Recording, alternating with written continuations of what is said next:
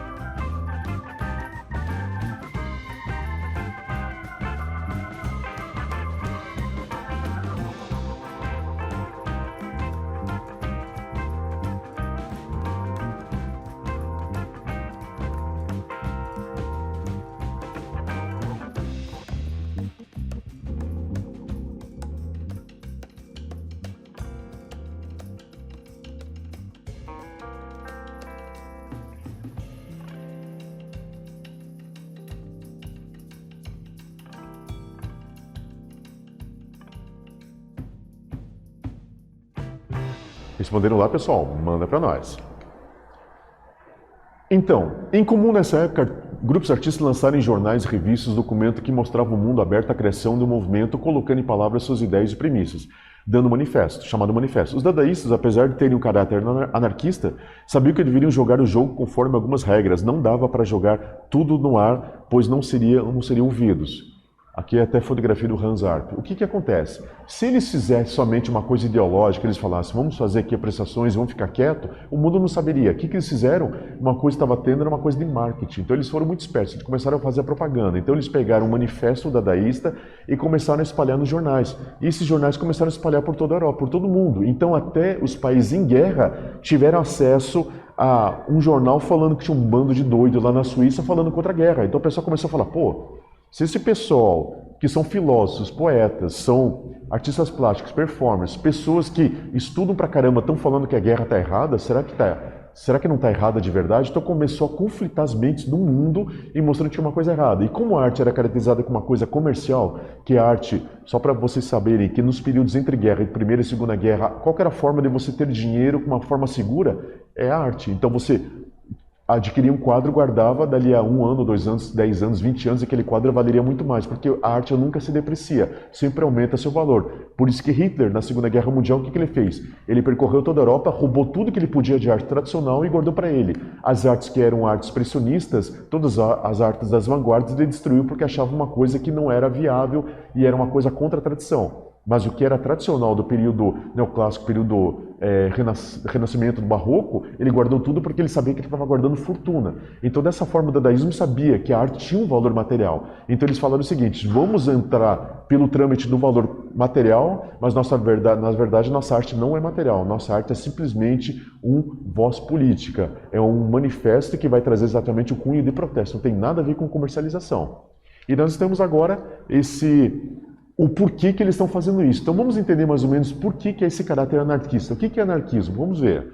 Anarquismo é uma corrente social e política que defende que a sociedade pode viver em autogestão, ou seja, sem liderança. Esse pensamento pressupõe a coletividade entre indivíduos perante seu aspecto de liberdade. Porém, pela complexidade da natureza humana, para muitos estudiosos, o anarquismo é considerado utopia, e por alguns é utilizado também como adjetivo difamatório, para definir pessoas que são contra regras e são subversivas. Abaixo é o símbolo do anarquismo.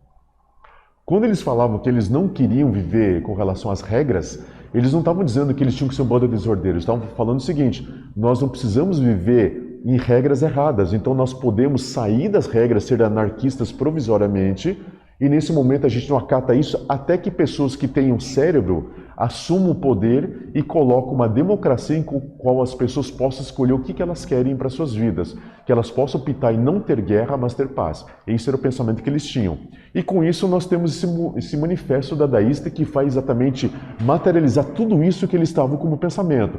O manifesto é um documento feito por todo tipo de movimento artístico num cunho comercial, porque ele estava anunciando, a partir disso a nossa visão vai ser a seguinte, eles fazem o mesmo caminho para quê? Para que o seu movimento seja conhecido pelo mundo. Então, falando Dada é uma palavra tendência da arte, percebe-se que é porque, sendo até agora desconhecido, amanhã toda o Zurique vai falar dele, Dada vem no dicionário, é bestialmente simples, em francês quer dizer cavalo de pau, em alemão não me chateia, por favor, adeus, até a próxima. Em romeno, certamente, claro, tem toda a razão, sim, sim senhor, realmente já tratamos disso. Então o que eles estão fazendo? Quando esses três falaram, vamos fazer um movimento, eles não tinham o nome do movimento, eles pegaram o dicionário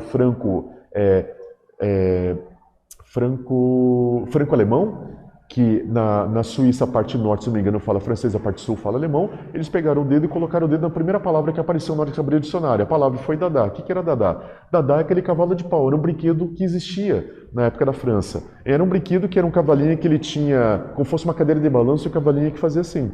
Então, quer dizer, eles pegaram isso e falaram, pô, que interessante essa palavra. Daí, como um deles era alemão, falava, pô, mas Dada, na minha linguagem, é uma gíria, significa não me chateie. E daí, o Tristan Tzara falou, pô, na minha língua também, no romeno significa assim, tá certo. Era uma ironia, era uma forma de ironizar. Então, ficou perfeita a palavra, ela caiu como uma luva. Então, na verdade, o que é? É um brinquedo que, na verdade, é uma concordância mas também é uma ironia. Então isso deu exatamente a cara. Então, baseado nessa palavra que eles fizeram, até muitos anos depois eles falaram, nós fizemos um movimento baseado numa palavra, e essa palavra deu toda a coordenação. Então, quer dizer, o manifesto foi uma palavra somente, e essa palavra mostrou de que forma eles tinham que expressar a arte. E toda a arte feita nesse momento foi uma brincadeira, que foi uma afirmação, mas foi uma ironia. Casou como uma luva nesse momento. Então nós temos o trecho manifesto aparente como nonsense, como dizer uma coisa no bom português sem noção, e de fato a palavra escolhida para definir o movimento foi selecionada de maneira aleatória a partir de um dicionário. Essa aleatoriedade, fuga da razão, que movimentava as estruturas do pensamento dadaísta, era a principal força de ação e a produção de obras de arte. Então quer dizer, eles tinham uma obra de arte totalmente livre de qualquer concepção. Era uma brincadeira. Tanto é que nós estamos vendo ali Marcel Duchamp, quando ele pega uma roda de bicicleta, que a roda gira, significa tempo, e uma cadeira, um banco, significa o local que você para e olha o mundo, está dando duas contradições. Está dizendo eternidade e estabilidade. Então, quer dizer, ele pega coisas prontas e coloca a sua ideia. Então, quer dizer, uma brincadeira. Mas uma brincadeira que deu uma coisa muito séria. Isso só se torna o ready-made. O ready-made o que é? O ready-made é quando eu pego um objeto pronto e eu coloco meu pensamento nessa arte. E se torna uma coisa chamada mais tarde de arte conceitual, ou seja, eu coloco qualquer objeto pronto, o meu conceito sobre esse objeto. Então aquele objeto ele passa, daquele momento que eu jogo meu conceito, ele passa a ser uma obra de arte. Então por isso que nós tivemos essa transformação através do dadaísmo. Lembrando vocês que Marcel Duchamp estava lá nos Estados Unidos, ele, francês, ele já tinha saído daquela loucura da guerra, estava nos Estados Unidos, ficou sabendo através de revistas, olha que é um pessoal esperto, sobre o dadaísmo, foi até Zurique, conheceu os dadaístas de verdade, voltou para os Estados Unidos e continuou fazendo a sua obra dadaísta, que marcou toda a virada do século, e o Marcel Duchamp ele deu a cara da arte contemporânea que a gente conhece até hoje, a partir da década de 60. Então, Tristan Tzar afirmava que a poesia é o pensamento que sai pela boca, segue a receita do poema dadaísta. Olha que interessante, pessoal. Eles davam uma receita de como se fazer uma poesia dadaísta. Olha que interessante. Pega o jornal, pega uma tesoura, escolhe o jornal, um artigo de tamanho que você deseja dar seu poema, recorte o artigo, recorte em seguida com atenção algumas palavras que formam o artigo, coloca um saco, agite e vai tirando cada uma delas e vai montando o seu poema. Quer dizer, você pega as palavras aleatórias e vai colocando. Quando se coloca a palavra aleatória, vai sair um poema sem pé nem cabeça, mas tem somente matemática. Isso é uma poesia dadaísta, é uma brincadeira com lógica. Estão vendo aqui um exemplo rapidinho, só para vocês terem uma ideia o que é um poema dadaísta. É uma coisa que tem uma simbologia, tem uma coerência, mas ela está fora de ordem, mas tem uma mesma temática. E com isso a gente consegue ter uma ideia do pensamento deles. Vamos fazer a segunda pergunta para encerrar, pessoal? Segunda pergunta. Cite dois integrantes do movimento dadaísta e diga qual linguagem esse artista representava. Eu passei uma lista de cada um deles, o que cada um fazia. Cite dois para mim, eu fico aguardando vocês. Até daqui a pouquinho.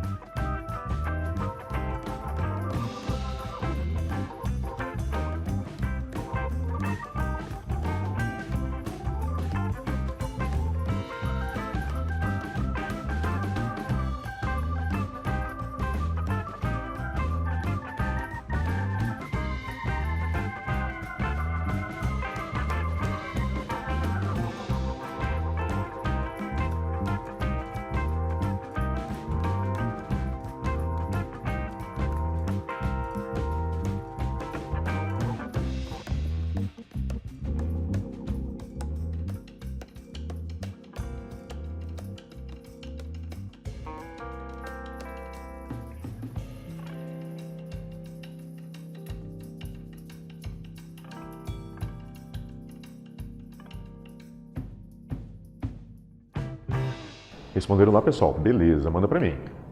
Então vimos como o movimento dadaísta, formado por um grupo de jovens que protestavam contra a Primeira Guerra Mundial, mudaram o mundo da arte com suas arriscadas e ousadas manifestações artísticas. Tal ação mudou toda a concepção das artes das gerações posteriores. Então o que a gente viu que nasceu aí?